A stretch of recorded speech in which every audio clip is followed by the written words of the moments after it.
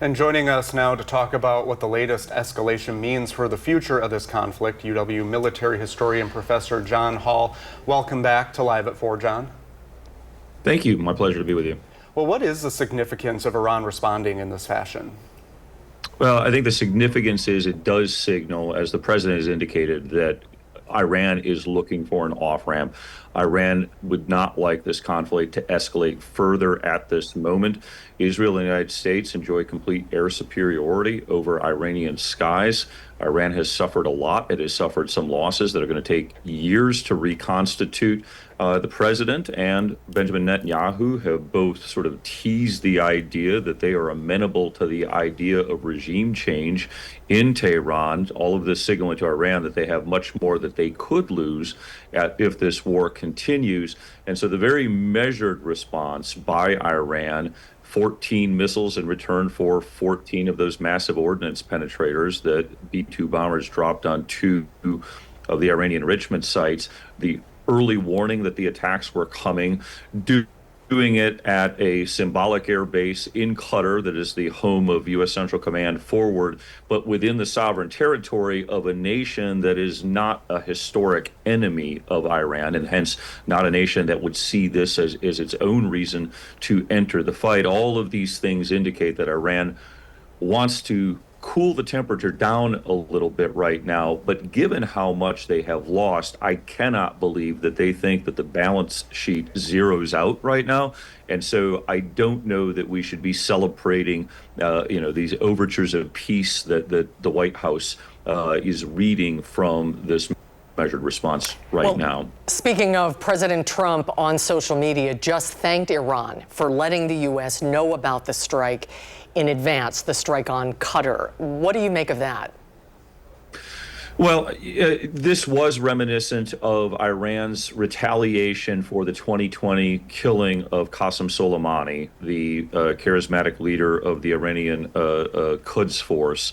And Iran had to respond to that attack as well, and it did so with a limited strike upon an American base in northern Iraq, the Al-Assad Air Base.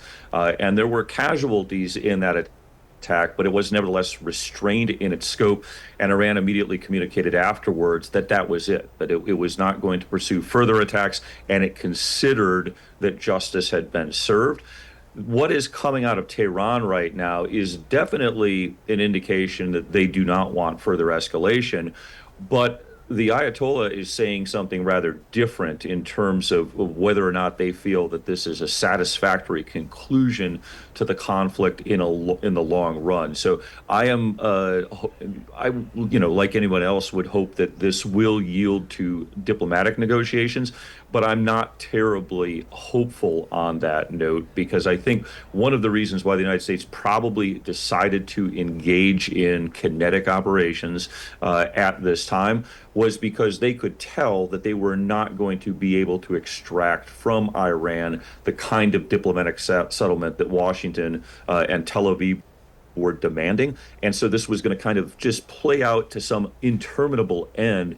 And so by conducting these strikes, the United States and Israel are able to claim a victory of sorts, of having set back the Iranian nuclear program any number of months or years without having to actually have the Iranians participate in reaching something that they could claim to be a victory. Iran will, I think, plot its revenge, but I don't think they're in a position to extract it in the immediate future.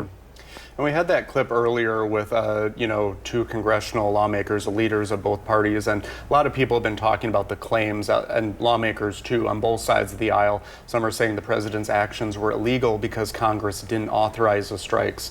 What's your take on that? Is that normal? I'm sympathetic to that argument as an early American historian and understanding the intent of the framers when they divided responsibilities for war making between the executive branch and the legislative branch. However, there is ample historical precedent for presidents to act somewhat unilaterally in this fashion, going all the way back to Thomas Jefferson. The War Powers Resolution in 1973, Congress designed that in part to claw back from the president some of these authorities that they thought the executive had gotten too comfortable in exercising on their own. But that act can be read two different ways. And one of the ways, that's the way that administrations have liked to read it, is it gives an administration a blank check for 60 days. You can go do whatever you want with the military as long as it lasts less than 60 days. Beyond that, you need our permission to continue. Also, there is the authorization for the use of military force that Congress passed into law in September of 2001, just after the terrorist attacks on September 11th.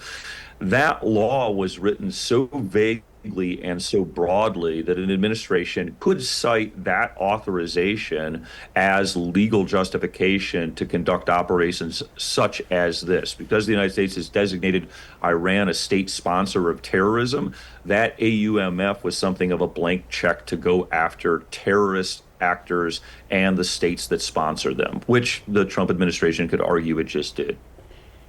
John, thank you very much for having this conversation with us today. Great to see you, John. We'll have you back soon. Thank you for your time. Okay, thank you. And we'll be right back.